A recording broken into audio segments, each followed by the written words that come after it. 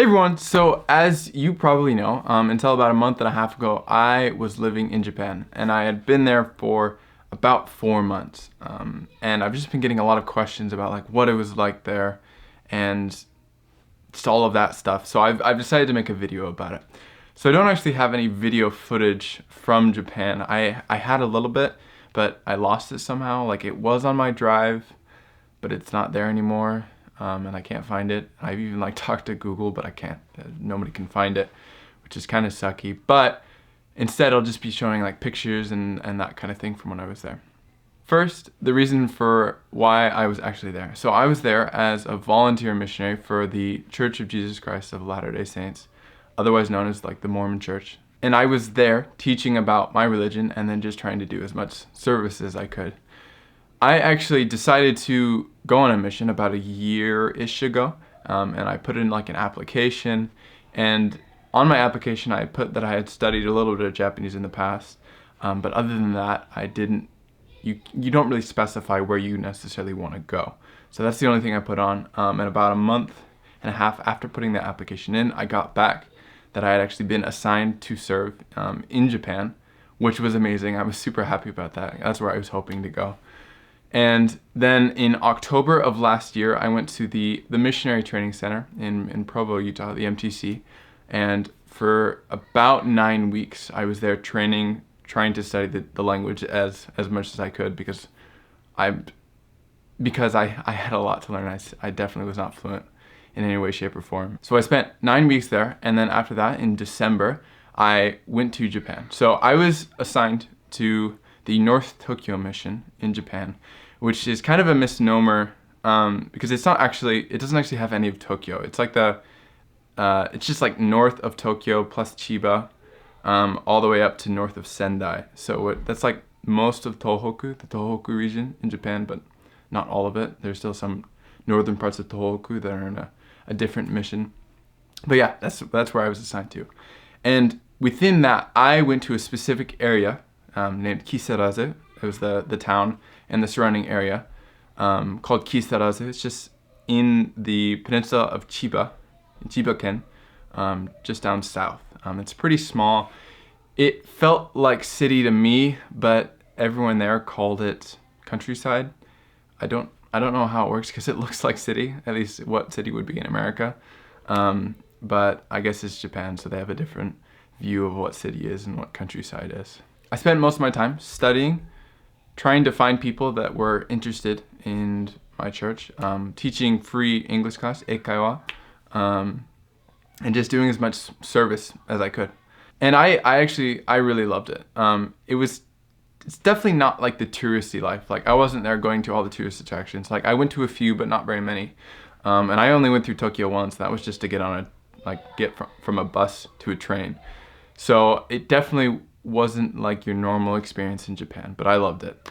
I kind of almost lived there like you would if you were just like living there. I mean, I lived in a small apartment with my partner, with my companion. When you're a missionary, you get assigned to another missionary, so you can kind of work in a pair and you live in the same apartment and that kind of thing.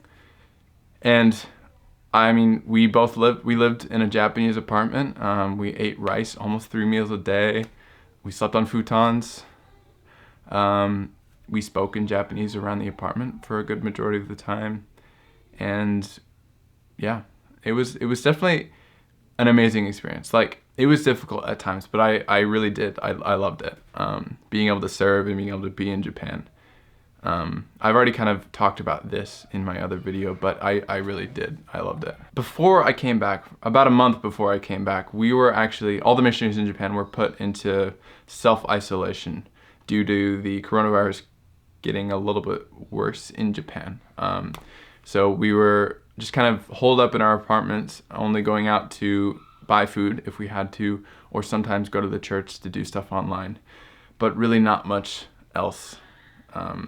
It was definitely interesting. It was not what I expected going. It was boring at times because as missionaries, we don't listen to regular music, we don't watch movies, and we don't play video games.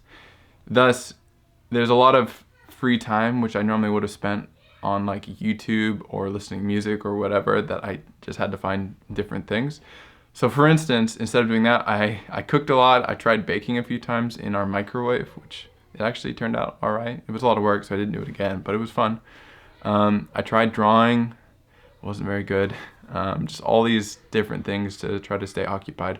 Obviously studying Japanese and studying the scriptures and that kind of thing as well. But it was definitely an interesting time. It was kind of stressful being kind of in a little bit of limbo.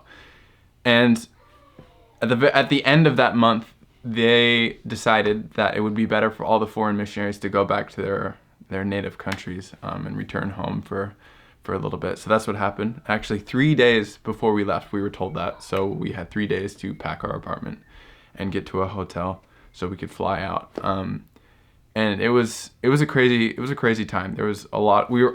All of us in the mission, which was about 140-ish missionaries, had to rush out of our apartments. And we were luckily pretty close to the airport, our area. We were close to Narita Airport.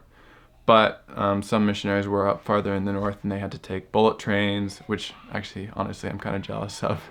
I never got to take any bullet trains, but it was a crazy time.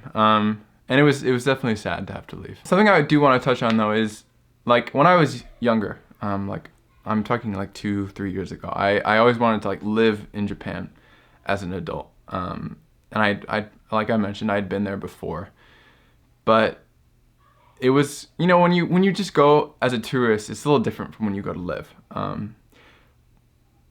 But I think I still do really love Japan. Like, it's more normal to me. Like, it's not like this crazy outlandish like dream place anymore. It's like it's very real. Like, having lived among the people, obviously not blending in very well, as I'm like 6'2" and super blonde and super white, so I definitely don't blend in. But just living there and being more of a regular person, it was definitely interesting to kind of see that new perspective on Japan. And I still do really love it. Like, people are super polite and super kind and willing to help, and everything's super clean and all this great stuff. And obviously there are drawbacks. Like, nowhere is perfect, and there are some crappy things, but for the most part, I really love it.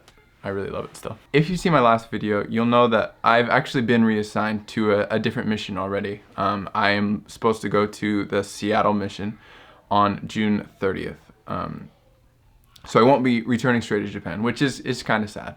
But I'm really excited because I've been to Seattle one time before, and I like really love that city. It's really pretty. I love the weather, all that kind of stuff. So I'm excited to go. And hopefully after about maybe a few months, who knows, maybe 6 months, I don't know how long, but hopefully I'll be able to return to Japan as a missionary and continue my service there. I don't quite know yet. I don't think anybody knows yet what's gonna be happening. But yeah. And if I don't end up going as a missionary, I still definitely plan on going back as just like a regular adult, and possibly living there. I don't know. And I've been trying to continue to study Japanese. It's been tough to motivate myself, even though I was like just there and there's a possibility of me going back. But it's tough to motivate myself. I'm pretty decent-ish at Japanese. I can hold a simple conversation and have it be all right. I'm better at grammar than I am at vocab, and my pronunciation is decent, but yeah, I just really don't have a whole lot of vocab under my belt. But hopefully I'll be able to continue improving and continue learning, and hopefully become like truly fluent and able to just speak at a somewhat native level. But in the meantime, I'm just trying to motivate myself to study. All right, so that's it for today's video. Thank you for watching. If you liked it, hit that subscribe and like button down below. If you have any questions or comments, leave them in the comment section below. I'll try to answer as many as I can. But until the next video, see y'all later. Mata ne!